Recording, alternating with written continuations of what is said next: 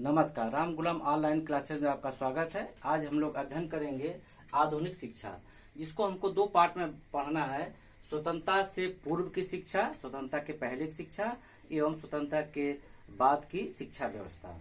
इसके पहले क्लास में हम लोगों ने अध्ययन किया मध्यकालीन शिक्षा के बारे में विस्तार से अध्ययन किया है, जिसमें मध्यकालीन शिक्षा को मुगल कालीन शिक्षा या मुस्लिम शिक्षा के नाम से भी जानते हैं। आज इस पर चर्चा कर स्वतंत्रता से पूर्व की शिक्षा। हम 1400 शताब्दी से लेके चलते हैं, जो लगभग 1850 शताब्दी के आसपास इसमें चर्चा करेंगे। स्वतंत्रता के पहले की चर्चा 1947 के पहले। तो शुरुआत की चर्चा करते हैं कि भारत में जब विदेशी जातियों का आगमन हो रहा था, मिशनरी का आगमन हो रहा था, तो विभिन्न मिशनरी या विभिन्न जाति के लोग हमारे भारत में आए।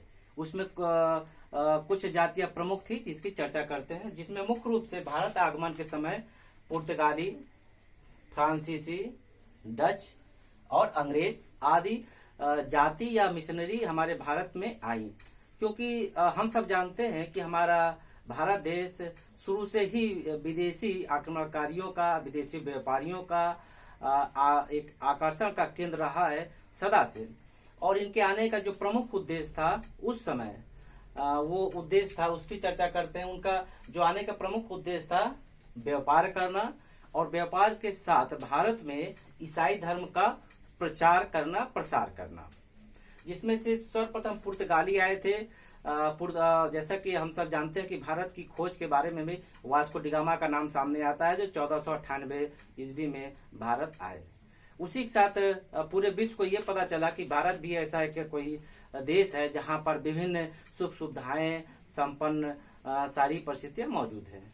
प्राचीन काल से हमारा भारत देश सोने की चिड़िया कहा जाता था, और हमारे दक्षिण भारत में मसालों की अधिक उत्पादकता के कारण मसालों का देश भी कहा जाता था। इन सब से आकर्षित होके विभिन्न समय समय पर ये विदेशी जातियां या मिशनरी हमारे भारत में व्यापार करने के उद्देश्य से आई, और उसके बाद अपने धर्म का प्रचार भी उन्होंने किया। और प्रचार का माध्यम उन्होंने रखा शिक्षा, क्योंकि एक शिक्षा ही ऐसा साधन था जिसके माध्यम से वो अपने बात विचारों को, अपने संस्कारों को, अपने धर्म को लोगों तक पहुंचा सकते थे।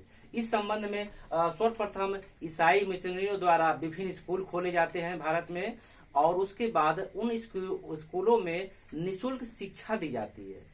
क्यों?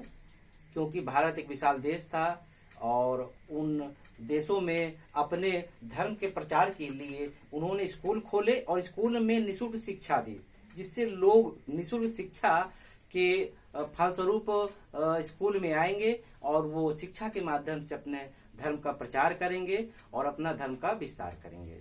समय समय पर इसमें जो भी मिशनरी आई, शिक्षा के संबंध में अपने व्यक्तिगत लाभ के लिए विभिन्न शिक्षण संस्थाओं की स्थापना किए। और भारत में जब अंग्रेज आए, उन्होंने भी और अन्य मिशनरियों ने भी दिल्ली, बम्बई, मद्रास आदि स्थान पर स्कूल खोले। धीरे धीरे एक प्रचलन सा हो गया कि अपने धर्म के प्रचार के लिए शिक्षा सबसे अच्छा सशक्त माध्यम है, जरिया है, और इसको पूरा करने के लिए स्कूल ही अति उत्तम वातावरण होगा। क्योंकि स्कूल में बच्चे आएंगे, निःशुल्क शिक्षा दी जाएगी, बच्चे आएंगे और पढ़ाई के दौरान वो अपने धर्म की संस्कृति के बारे में, साहित्य के बारे में, संस्कार के बारे में बताएंगे, और लोगों को अपने धर्म के प्रति आकर्षित करेंगे एवं उनको अपने धर्म ग्रहण करने के लिए प्रेरित भी करेंगे, और विभिन्न प्रकार के प्रलोभन भी देंगे, जैसा कि आमतौर पर कुछ कभी कभी ऐसा देखने को मिलता है।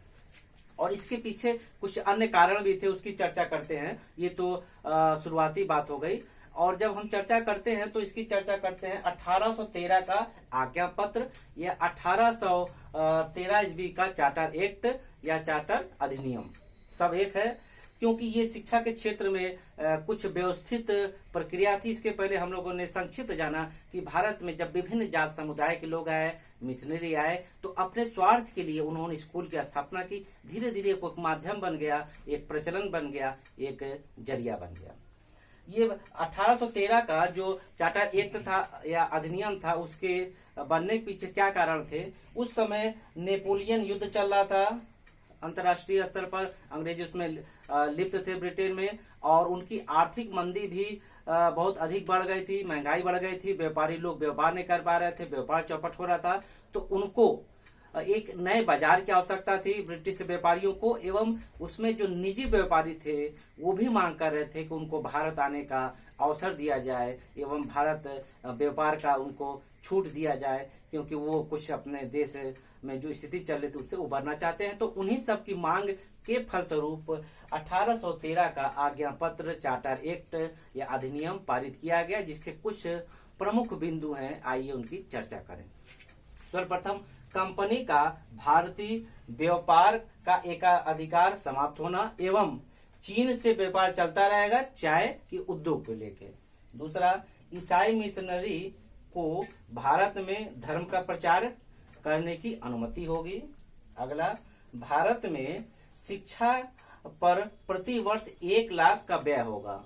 ध्यान दीजिए, इस चार्टर एक्ट की ये प्रमुख विशेषता थी कि शिक्षा पर 1 लाख प्रति वर्ष व्यय का प्रावधान रखा गया।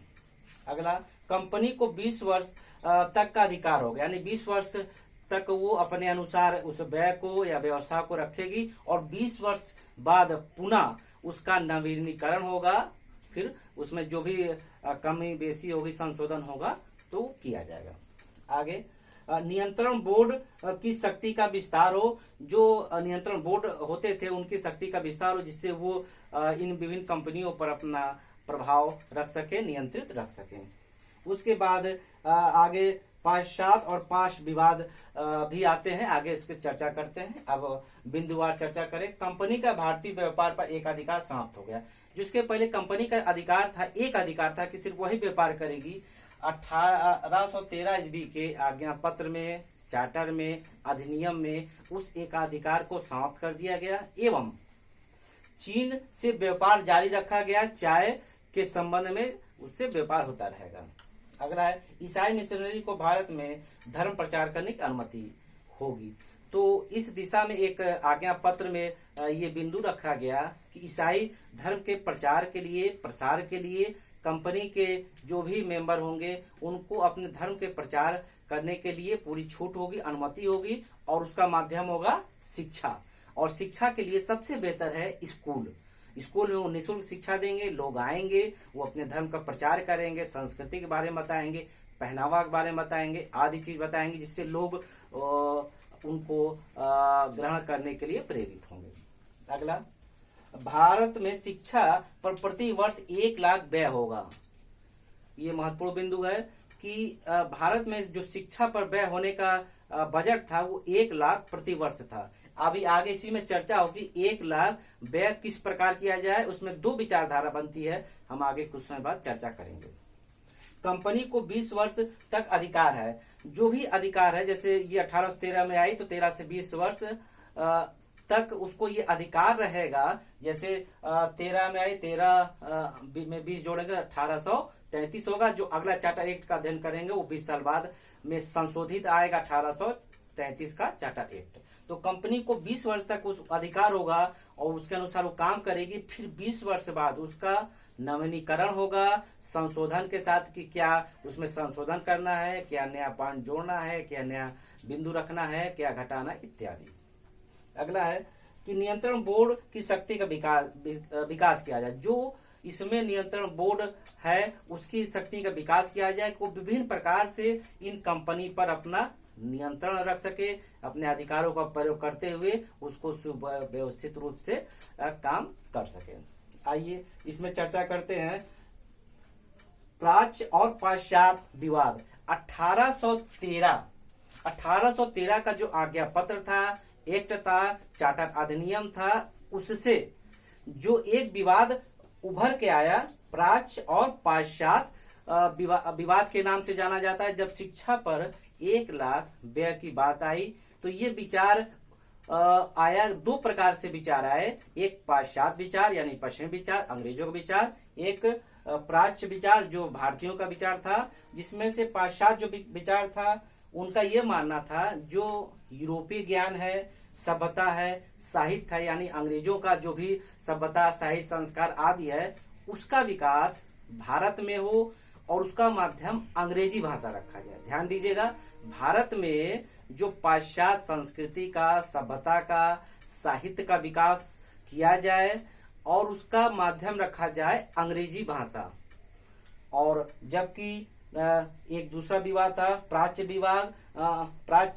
विवाद या विचारधारा, उसमें ये विचारधारा थी भारतीयों की, एशियाई की, कि भारत में जो भारत की संस्कृति है, सभ्यता है, संस्कार है या ज्ञान है, उसका विकास करना है तो हमारी मातृभाषा में हो यानी हिंदी में हो या क्षेत्रीय भाषा में हो, जो क्षेत्रीय स्तर पर या लोकल भाषा में हो, उसका विकास का माध्यम रखा जाए।